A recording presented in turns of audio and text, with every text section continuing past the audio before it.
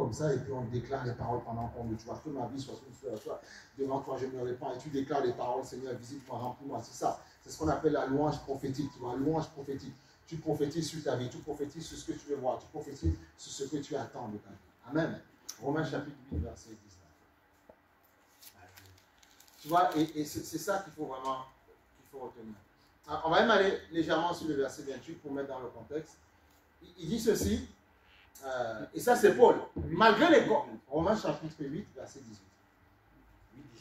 Malgré les combats, il a vécu les mêmes combats que toi, les mêmes challenges. Ah oui, les mêmes challenges, les mêmes combats. Qu'est-ce qu'il dit? Il dit, j'estime, tu vois, après avoir testé, après avoir vu partout. Il y a un chant qui dit, il est en haut, devant, derrière, autour de moi, tu vois partout, tu vois. Donc tu ne dois pas avoir peur.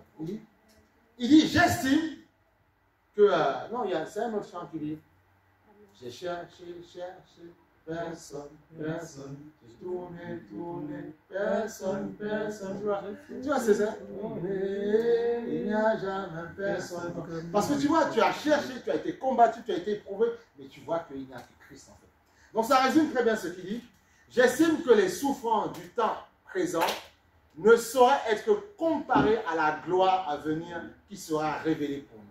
Tu vois? Il estime tous les combats, les petites souffrances que vous avez, les petits problèmes que vous avez, la petite chaleur qui te chauffe parfois, la canicule.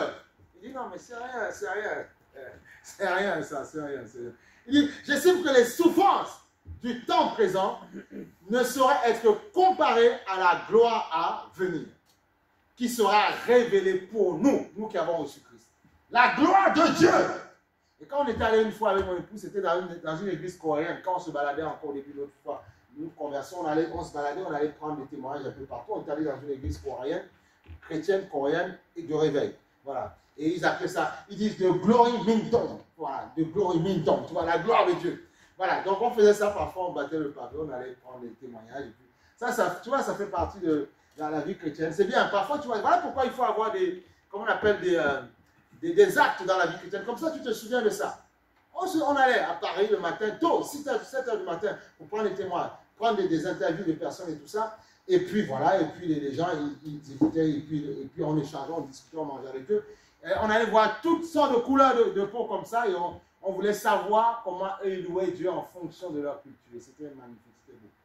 Voilà, amen. On avait même fait des petits journaux, des petites choses comme ça. Je pense pas s'il y en a encore là-bas. Voilà, donc c'est ça. Donc c'est important d'avoir un cœur ouvert pour le Seigneur. Il dit, j'estime que les souffrances du temps présent ne sauraient être comparées à la gloire à venir. Ok? Qui sera révélée pour nous. Ah oui. Révélée pour nous. Et puis là, il dit ceci. Aussi la création tout entière. Même les dauphins, même les papillons, on n'a pas dit la création humaine, la création tout entière. Amen. Parce que la seule différence que tu as avec un animal, c'est que tu as un esprit, tu as l'esprit de Dieu. On dit que l'animal a une âme, mais il n'a pas l'esprit. Voilà, mais il a l'âme, il a les émotions. Voilà pourquoi parfois il est émotif, il agit parfois de manière sauvage, comme les lions et tout ça, tu vois, de manière bestiale. Il n'a pas l'esprit de Dieu. Il n'y a que l'être humain, la création humaine, qui est doué d'esprit en fait, qui est fait à l'image de Dieu. Les animaux, non. Mais ce qui est un peu bizarre dans tout ça, c'est que dans le ciel, il y a des êtres qui ont tous les visages, des visages humains, des visages de lions, des visages, ils ont tout là-haut, et ils donnent gloire à Dieu, et ils ont l'esprit là-haut. Waouh! Donc ça veut dire qu'il y a des êtres qui ont été mis sur la terre, à qui Dieu n'a pas donné l'esprit, mais il a voulu que nous, hommes, avec la face que nous avons, nous ayons l'esprit. Mais ceux qui sont là-haut, on voit même le chérubin à 4 faces. Face de homme, face d'agneau, face de tout, de bélier. Il a 4 faces. On verra un jour, on fera une étude sur les chérubins un jour. Il a 4 faces, tu vois. Il voit devant, derrière, tout ça. Il a des ailes déployées. Et on voit que là-bas, ils ont l'esprit. Alors toi, tu as dit ça, animal sauvage. Mais le lion que tu vois, dans le monde spirituel, il adore Dieu. Mais il monte dans un autre... Tu vois, là, il a une autre dimension. Mais dans la dimension terrestre, Dieu a voulu mettre sa gloire dans les hommes. Tu vois, c'est ça. Il y a beaucoup à connaître dans le Seigneur, il y a beaucoup à savoir. Il y a beaucoup à savoir. Voilà pourquoi Dieu dit, il traitera durement ceux qui traitent durement les animaux.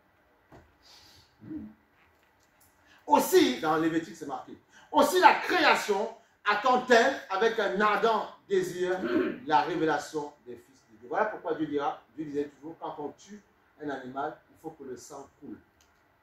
Okay? On ne tue pas, on ne mange pas l'animal avec étouffé. Tu as étouffé sa vie.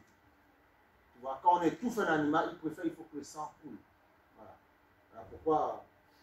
Voilà pourquoi Dieu dit après de ne pas manger de sang. Tu vois.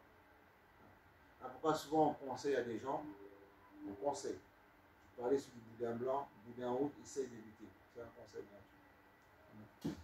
Voilà. C'est gratuit, c'est juste ça. Ça vient comme ça, je le dis. C'est juste, voilà. Okay? Voilà. Aussi, j'aime bien le Seigneur. Quand c'est pour, Dieu nous fait du bien, mais il faut aussi, voilà, puisque le sang, c'est là. Ça me dit, mais non, mais il est frit, il est cuit, pasteur, mais qu'est-ce que tu racontes? Non, je dis, c'est le sang, c'est là. Il faut gérer, Pas de conversation, il faut juste gérer. Okay. Voilà. Et puis, il dit ceci, aussi la création attend-elle avec un ardent désir la révélation des fils de Dieu. Voilà. Toi. Tu vois? Il dit, car la création a été soumise à la vanité, non de son gré, on n'a pas voulu être dans la vanité. On voit que tout est vanité, les gens ont de l'argent, des millions, et ils perdent tout du jour au lendemain. Fini, il n'y a plus rien. Donc, qui nous a mis dans cette vanité? En fait, c'est Dieu qui a voulu que nous soyons sur cette terre. Ok? On dit vanité de vanité parce qu'on peut perdre tout du jour au lendemain. En fait, tu peux aimer quelque chose et peut tout perdre. Voilà pourquoi on parle de vanité. Mais dans cette vanité, Dieu veut que tu vives dans la vanité, mais que tu l'aies lui. Parce que ceux qui sont dans la même vanité que toi, ils attendent la liberté. Bien aimé, il n'y a rien de mieux qu'avoir de l'argent et ne pas s'appuyer sur l'argent. C'est beau ça. Ne pas être esclave de ça. Tu as besoin de quelque chose, tu penses que tu as pas, mais tu n'es pas esclave de cette chose. Et tu sais économiser pour un projet que tu as à faire. Voilà. Mais quand tu as un projet, tu économises. Mais quand parfois tu aimes l'argent à un point, c'est que quand ça arrive à la fin du mois, tu veux rapidement brûler. Non, tu as dit Seigneur, j'ai un projet. Parce qu'après, il y a beaucoup de personnes, quand ils n'arrivent pas à comprendre ce qu'ils veulent, ils disent Seigneur, c'est ta vie, c'est pas ma faute. Je t'avais donné peut-être, tu gagnais tel ou tel salaire. Tu te dis non, mais tu as voulu tout brûler. Non, on ne brûle pas. L'argent, c'est un trésor de guerre que Dieu vous donne. Amen. Un trésor de guerre. Vous allez même voir que parfois, c'est des parenthèses que je fais. Quand vous voulez acheter quelque chose, le banquier me dit, c'est quoi ton apport? Ah, j'ai pas, ben, je ne peux pas vous suivre. Ou bien, s'il y a un petit peu, bon, faites un effort. Bon, si vraiment la grâce de Dieu est sur toi, je dis, bon, allez, il te regarde. Il est sympa cette personne. Ah, donnez-moi juste ça. Tu vois, ça peut arriver. Dieu fait des miracles, tu vois. Mais quelque part, on te demandera toujours un effort. Amen. Un effort à faire. Donc, ça veut dire quoi? Ne brûle pas. Tu dois en fait comprendre que dans la vanité dans laquelle nous sommes, tu dois marcher avec l'Esprit de Dieu pour que tu sois libéré de ça. Tu vois, c'est très beau de se dire, je possède ça, mais je ne mets pas mon cœur dedans. Je mets mon cœur en Dieu. Que ma vie soit une fleur, un parfum de bonne odeur. Parce que la création qui est dans la même vanité attend justement la révélation des fils. Il y a tellement de personnes qui possèdent pas mal de choses, mais qui sont tellement attachées, accrochées à ces choses, qu'ils ne font rien devant la vie. Et Dieu veut que tu sois le libérateur. Tu dois les libérer. Tu les libères. Dieu veut que tu libères ces personnes. Dieu veut que les hommes... Regarde, Abraham possédait des choses que nous ne possédons même pas. Autant de... Comment il s'appelle? On dit que c'était Samuel, non, Salomon, avait multiplié l'argent à Israël. Il y en avait partout tellement. Tu vois? Mais on voit que leur cœur n'était pas dans ces choses-là. Parce qu'ils avaient compris que c'était une grâce de Dieu. Et c'est ce que Dieu veut pour toi. Que ton cœur ne soit pas dans ces choses. Que tu n'aies pas peur de ces choses-là. Mais tu sois un parfait gestionnaire. Tu gères la vie. Tu contrôles. Tu gères. Tu comprends que la vraie richesse est en toi. Vous n'arrivez pas. En fait, il y a quelqu'un qui disait, il avait raison. L'être humain est la création la plus parfaite que Dieu a pu créer. En fait, tant que tu te regarderas en fonction de ce que les gens pensent de toi, quand il est de quelle couleur de peau, il est comme ça, il est moins ceci, il est moins... Tant que tu fonctionneras comme ça, tu n'iras pas loin. Mais quand Dieu te voit, il voit la gloire de Dieu. Il voit quelqu'un, peu importe le coloris qu'il a, quelqu'un qu'il a designé pour sa gloire. Ta réussite en fait ne dépend pas de ton pays, ne dépend pas de ton pays d'origine. Non, ça dépend de ce que toi, des capacités que tu as. Voilà pourquoi il y a des personnes, tu les prends, tu les mets dans un autre vase, et là, ils éclorent. Pourquoi? Parce que donc, ça veut dire que ça ne dépend pas de nous. Ça dépend de ce qui est en toi.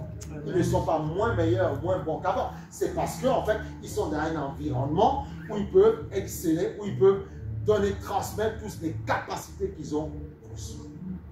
Alléluia. Vous allez voir parfois certaines personnes, il y a des étudiants africains qui viennent de certains villages dans les fins fonds, tu vois. Ils vont arriver, tu vois, ils portaient l'eau dans un panier, tout ça, ils portaient l'eau, voilà, avec pour les bas. Et dès que tu les amènes dans un pays où ils sont à l'aise, où il y a tout, computer, ordinateur, les gars, ils sont majors de promotion. Ça veut dire quoi? C'est les capacités qui sont en eux. C'est ça ta vraie richesse. C'est comme ça. Alléluia. Ta vraie richesse. C'est ça ta vraie richesse. Donc, tu dois, sois conscient de qui tu es. Sois conscient de ce que tu es. Amen. Sois conscient que tu vaux plus que tu ne penses. Sois conscient que tu n'es pas n'importe qui. Écoutez, arrêtez de vous faire juger parce que les gens pensent de vous. Non! Sois conscient que tu es plus que tu ne penses.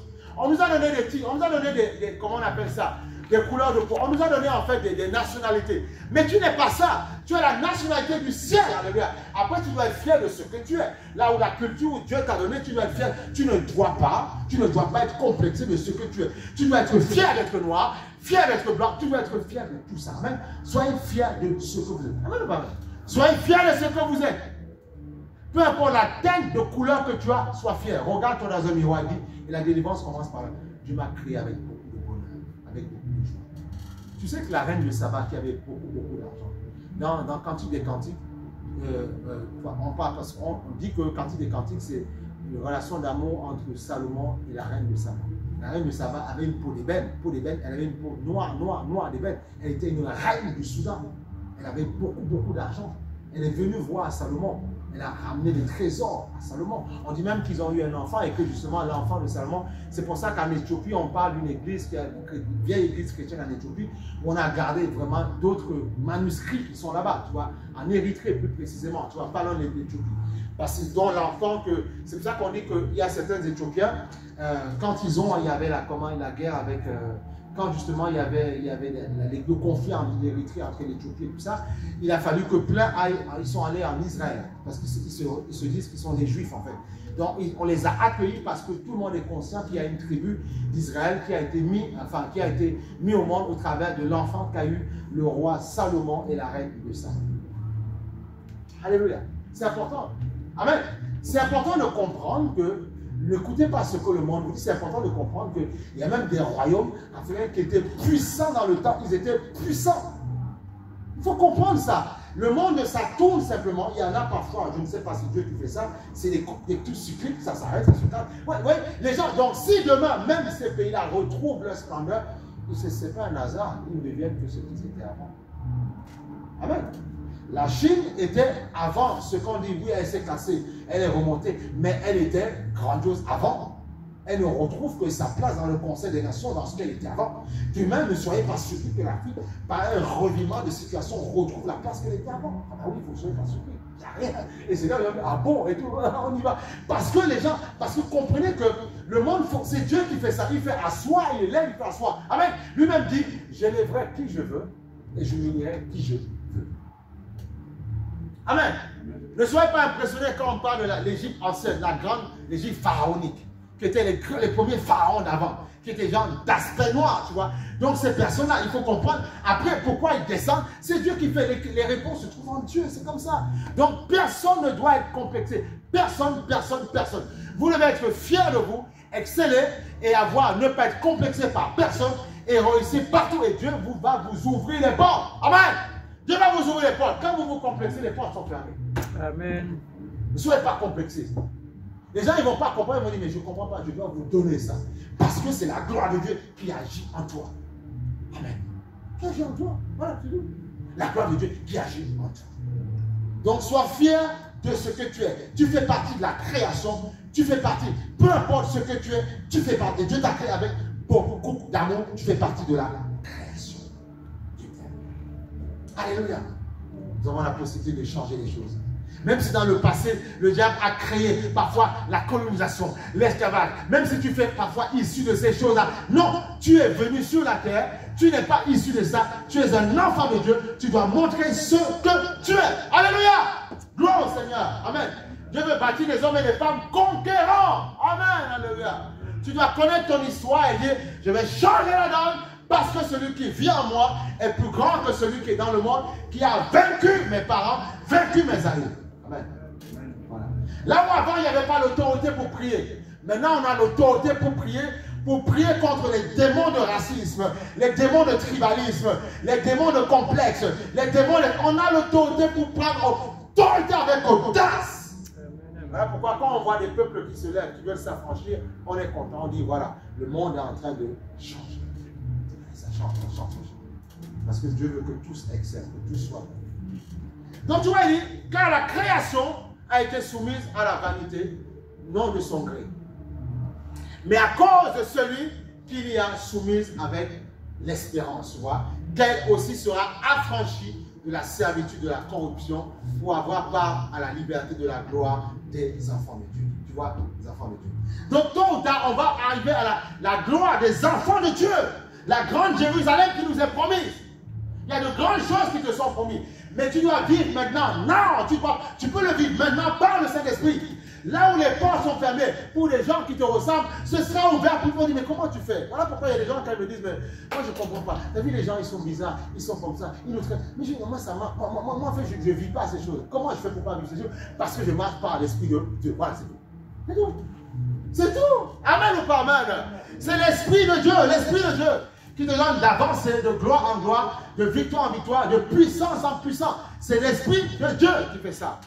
C'est l'Esprit. Écoutez, on est obligé de parler franchement. Il y a beaucoup de personnes, même qui viennent à l'église, qui font croire que oui, ils sont libérés, Dieu les a libérés. Ce n'est pas vrai. Quand ils sont de là, on voit bien, les gens sont dans leurs problèmes. Et même quand ils causent avec leur famille, belle famille, c'est tu as vu comment ils sont, tu as vu tel machin, tu as vu ceci. Mais on s'en moque de savoir ce que les gens pensent de toi. Toi, tu es un homme libre. Quand tu vois ta femme, quand tu es au contact de ta famille, ta belle famille, tu dois leur démontrer autre chose. Que toi, tu es un homme libre. Que les problèmes qu'ils ont, tu ne les vis pas. Pourquoi? Parce que Jésus t'a libéré de ça. Amen. Amen. C'est ça. L'esclavage du péché. Péché, c'est manquer le but. Outrager les populations, c'est le péché, manquer le but. Parce que Dieu nous appelle à nous unir tous, hommes et femmes, quelles que soient nos coloris de peau, et exceller, faire du business, du marché, du commerce. C'est ce que Dieu nous appelle à faire. Mais le diable, lui, il veut diviser pour mieux régner, pour pouvoir amener le chaos sur la terre, ce qu'il veut. Amen. Voilà pourquoi la Bible, nous n'avons pas à lutter contre la chair et le sang, mais contre les principautés dans les lieux célestes. Ok? C'est important de vous dire ces choses, que vous soyez libérés de ces choses. Que vous soyez, vous dites, mais moi je ne sais même pas ce que tu vis, moi je suis dans un autre délire. Je suis dans autre chose, tu vois, c'est ça. Donc quand la création a été soumise à la vanité, tu vois, non de son gré, mais à cause de celui qui l'y a soumise avec l'espérance qu'elle aussi sera affranchie de la servitude. Et c'est Christ qui nous a franchis de la corruption, ok? Pour avoir part à la liberté de la gloire des enfants de Dieu. Donc aujourd'hui, tu dois penser comme un enfant de Dieu. Amen. Comme un enfant de Dieu. Tu penses comme un enfant de Dieu. Demain, Dieu veut te donner quoi? Une maison comme ça, Seigneur. Seigneur, je te donnerai gloire dans cette maison. Cette maison ne sera pas la maison de la séparation, du divorce, des problèmes. Mais c'est une maison qui va te donner gloire. J'aurai des rideaux blancs qui vont balancer comme ça, je vais te donner la gloire. Et je vais me balader dans mon sang, je vais dire que ma venue soit. Tu vois, tu dois imaginer et tu aimes ça. Tu dois projeter-vous avec le Seigneur. Tu dis, Seigneur, tout ce que j'aurai, quand tu me donneras telle ou telle voiture, telle bagnole, Seigneur, je vais tellement mettre la louange. La musique mondaine ne va pas jouer dedans. La louange, la louange, la louange. Dieu veut ça. Tu te projettes. Projette-toi, alléluia. Quand tu te projettes comme ça, Dieu dit, voilà, il dit, ah, voilà un petit qui veut faire ma volonté. Tiens, prends, parce qu'il sait que tu vas le glorifier. C'est ça. C'est ce que Dieu veut. Et c'est ça mettre Dieu en premier en avant. C'est ça mettre Dieu en premier en avant. Tu possèdes des choses, mais tu lui donnes sa part dans ce que tu as. Tu vis ta maison, reste dans la gloire. Tu mets ta louange dans ta maison et tout ça. Et tu auras une beauté dans ta maison. Tu vois, c'est ça. Dans ta voiture, tu mets ta louange. Tu auras une beauté dans ta maison, dans ta voiture. C'est ça, mettre Dieu en avant. Venir à l'église, oui, il faut venir. Mais en même temps, ce que tu possèdes, tu le mets en avant dans tout ce que tu as. Tes enfants, tu veux qu'ils réussissent, qu'ils excellent, tu dis, Seigneur, protège leur vie. Donne-les d'aller le plus loin possible. Et surtout, Seigneur, qu'il ne t'oublie pas. Qu'il ne t'oublie pas. Moi, je leur dis souvent, faites ce que vous voulez, allez là où vous voulez, faites là où vous. Je leur dis, allez le plus loin possible. Après, faites les choix que vous voulez, mais par contre, n'oubliez jamais le Seigneur. C'est tout ce que j'ai dit. N'oubliez jamais le Seigneur. Dans tout ce qu'on fait, n'oubliez jamais le Seigneur. C'est tout. Quand tu as compris ça, partout où tu iras de gloire.